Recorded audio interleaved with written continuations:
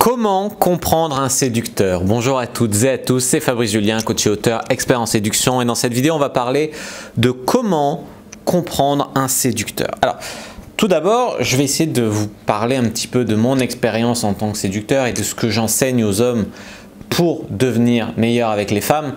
C'est une mentalité assez positive, assez bienveillante, dans le sens où même si c'est pour un coup d'un soir ou pour une relation de plan cul ou pourquoi pas pour une relation de couple, il faut toujours que la femme se sente mieux après qu'avant. C'est-à-dire que si tu commences à mal la traiter, à la prendre pour une conne, à lui faire des remarques désobligeantes, à baisser son estime d'elle-même, etc., c'est pas le bon état d'esprit. En tout cas, c'est pas l'état d'esprit de ce que j'enseigne en tant que séducteur pour faire de nouveaux séducteurs. En fait, c'est pas l'état d'esprit. Après, il y a des gens qui sont séducteurs, qui ont reçu une autre formation ou qui n'ont pas reçu de formation, qui sont séducteurs naturellement et qui ont un tempérament assez destructeur. Parmi ceux qui ont appris le game, il y a des mecs qui ont accumulé quand même pas mal de rancœur envers les femmes, de par les rejets qu'ils ont subis, les souffrances qui les ont amenés là.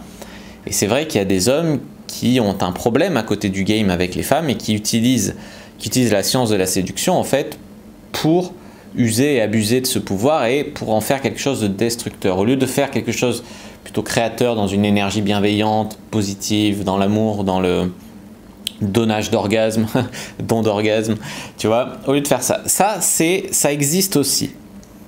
Après, il y a des questions qu'on se pose aussi, c'est comment comprendre un séducteur, et c'est comment comprendre un être humain. Je veux dire, il y a plusieurs profils de séducteurs. Si tu veux comprendre la personne, il faut comprendre ses schémas familiaux, son rapport avec sa mère, son rapport avec son père, ses traumatismes dans l'enfance, etc. Alors après, est-ce qu'on peut faire confiance à un séducteur ? La vérité, c'est clairement oui, mais tout dépend d'où vient ce besoin.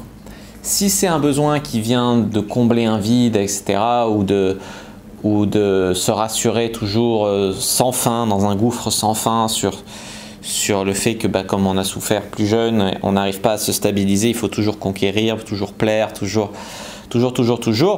Voilà, il y a peut-être un travail à faire à côté pour équilibrer sa psychologie. C'est très bien d'être séduisant, c'est très bien de s'améliorer, de devenir plus viril, de plaire aux femmes, c'est extrêmement cool. Mais le problème, c'est si c'est quelque chose qui te bouffe. Bon, par exemple, je suis même tombé dans l'addiction sexuelle à un moment où je pouvais coucher avec 10-15 filles en un mois, différentes. Enfin, c'était abusif. Aujourd'hui, je suis beaucoup plus dans la recherche de quelque chose de développer une intimité, de mieux connaître les gens, tu vois. Mais c'est très différent. Donc, est-ce qu'on peut faire confiance à un mec? Oui, un séducteur. On peut mentir aussi.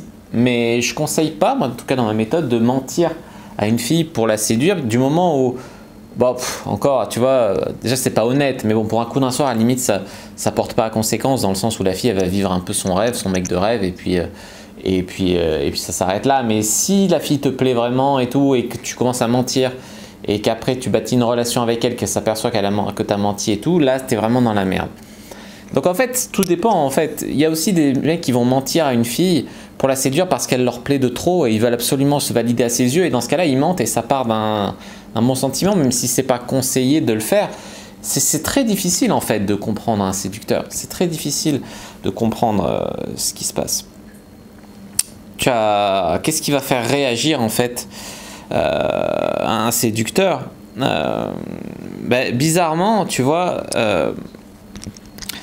Le séducteur va aimer d'un côté avoir ce qu'il veut, c'est-à-dire coucher facilement avec une fille, séduire et baiser même rapidement, et peut-être même se détourner quand il tombe sur des filles, parce que quand on vit comme ça, des fois on attire des filles qui sont dans le même état d'esprit, et peut-être que ça va le saouler de se dire ouais, il n'y a pas de pureté chez la fille, elle peut pas être fidèle, elle me voit mais elle voit 3 autres mecs, je la vire, je veux plus la voir. Et c'est assez paradoxal, tu vois, avec ce que je veux dire. Donc, ce qui veut dire que le séducteur peut aimer aussi la difficulté, peut aimer le challenge, peut aimer avoir une fille, mais pas vraiment la voir, mais sans forcément savoir qu'elle couche à côté ou qu'elle voit d'autres mecs. Tu vois, ça peut être un truc qui va le bloquer. Mais, je dis savoir, parce que la fille peut le faire sans le dire, tu vois, c'est peut-être plus intelligent de faire comme ça. Donc le séducteur peut réagir au challenge, effectivement, peut réagir au défi. À côté de ça, le séducteur peut aussi te dire, écoute, j'ai tellement de choix dans les femmes que si tu me fais un peu trop chier, je vais en prendre une autre, tu vois. C'est un peu le défi de contenir un séducteur. Il y a beaucoup de femmes qui aiment les hommes qui ont ce côté dragueur, ce côté séducteur. Et puis le jour où elles l'ont apprivoisé, qu'il l'a plus, le mec ne les intéresse plus. Donc il faut voir si c'est vraiment ça qui vous fait vibrer. Qu'est-ce qui vous fait vibrer? Si c'est vraiment le mec ou si c'est son côté insaisissable. Voilà. Moi je sais qu'en tant que... comme qu'il y a quand même le choix, je vais me tourner à choix égal. J'adore toutes les femmes en fait, même pour passer du temps avec elles, pour m'amuser, etc. Mais je pense qu'au final, je finirai avec une femme féminine, douce, gentille, pas forcément qui sera hyper dévergondée au lit ou quoi, tu vois. Je pense que, ou pourquoi pas hein, d'ailleurs, c'est une bonne chose, mais je veux dire, c'est pas une obligation au final. C'est pas forcément ça qui va me retenir, même si ça peut faire rester un homme et ça sera un plus. Ça va être plus dans l'énergie féminine qu'elle va donner pour compenser l'énergie masculine que je vais donner. Aujourd'hui, on tombe de plus en plus sur des femmes qui vont envoyer beaucoup d'énergie masculine, rentrer en conflit avec les hommes, chercher le rapport de force et la domination et tout. Et c'est pas forcément... Enfin, quand tu es un mec qui a renoué avec son côté homme et qui a le choix, pas forcément, en tout cas moi, là où je vais me tourner. Je vais plutôt me tourner vers des femmes, comme j'ai dit, qui vont m'inspirer et qui vont venir équilibrer, tu vois, comme le yin et le yang, mon énergie virile. Alors, ce qui veut dire que j'ai effectivement aussi une énergie féminine, hein, on a tous ça en nous, mais en tant qu'homme, on cherche plutôt, enfin, moi, je cherche plutôt une énergie féminine. Ce qui veut dire quoi? Ce qui veut dire qu'une bonne façon de garder un séducteur, c'est de l'inspirer, c'est d'envoyer de l'énergie féminine, c'est de pas être acquise trop facilement, mais en même temps de pas faire le défi à outrance où le mec va se décourager et dire bah écoute, bah, si c'est comme ça, de toute façon il y en a d'autres qui demandent que ça, donc je laisse tomber. Tu vois, c'est un équilibre à trouver en fait entre l'un et l'autre. Mais ma vision du séducteur, pour comprendre le séducteur, donc c'est, j'essaye de vous donner un petit peu des choses comme ça. Faut bien vous dire que peut-être au final il y a une faiblesse, et cette faiblesse, si le mec fait ça, c'est peut-être pour la combler et tout, mais c'est pas forcément un monstre, un séducteur. C'est pas forcément... tu vois, moi je sais que le game, donc la science de la séduction, ça m'a aidé à m'équilibrer beaucoup plus à l'intérieur, faire du développement personnel, à devenir une meilleure version de moi-même, dans le but de rendre une femme heureuse, de fonder une famille, etc. Et sur le chemin de toutes les femmes que je vais rencontrer, parce que ça c'est la destination si tu veux, mais le chemin est tout aussi amusant que la destination. J'ai rencontré des centaines de femmes, à qui j'ai fait l'amour, à qui j'ai donné énormément d'orgasmes, à qui on a passé des bons moments, on a développé des intimités, et ça c'est aussi incroyable à vivre, mais c'est toujours fait dans une énergie positive où on va s'améliorer soi-même pour soi-même aussi, mais aussi pour les femmes qu'on va rencontrer. Et ces femmes qu'on va rencontrer, pour leur faire passer des bons moments, pour leur donner beaucoup de plaisir, pour les rendre heureuses. Et pourquoi pas, si ça match, si ça correspond, rester avec elles. Effectivement, je connais la plupart des gens que je coach ou des séducteurs. Il y en a beaucoup qui viennent vers moi parce que comme j'ai pas mal d'expérience, quand les mecs qui veulent se faire de l'expérience, qui veulent vivre des trucs en dehors des sentiers battus, comme des plans à trois ou quoi, ils viennent vers moi. Et même quand je parle avec ces mecs qui veulent vivre à fond leur sexualité, je sais qu'au fond, il y a toujours une fille qui va avec qui il va y avoir quelque chose de spécial.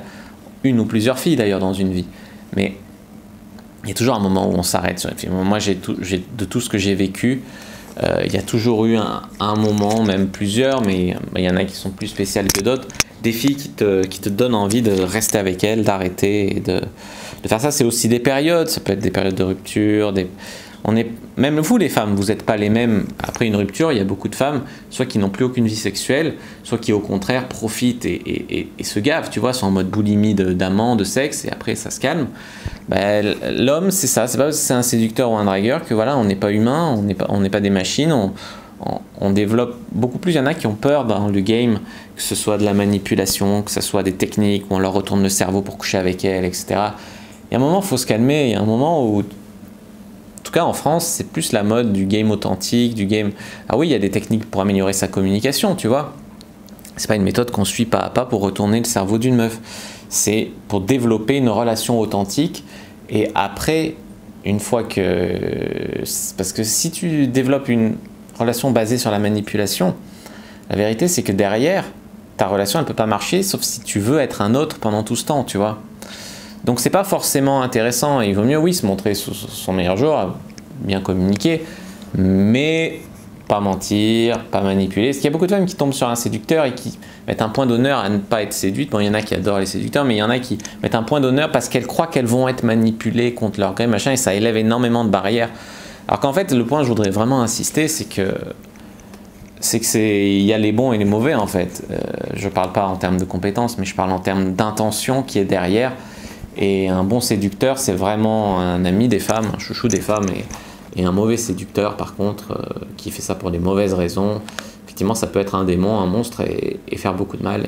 Et c'est à vous de bien aussi faire la différence entre les deux. Il y a des femmes qui adorent avoir des relations malsaines avec des mecs qui les traitent mal aussi.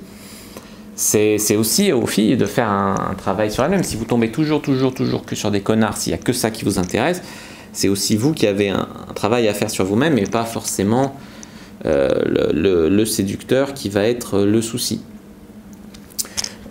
Il faut se rendre compte du travail que c'est, en tout cas pour un mec qui part de très loin avec les filles, de travailler sur lui-même, d'apprendre à séduire et tout. Quel mental il faut pour arriver à faire ça, pour réussir, pour se changer. Beaucoup de mecs qui vont juste se complaire dans leur situation ou travailler leur misogynie parce que justement ils ont pas de femme dans leur vie et ils vont être frustrés, tu vois.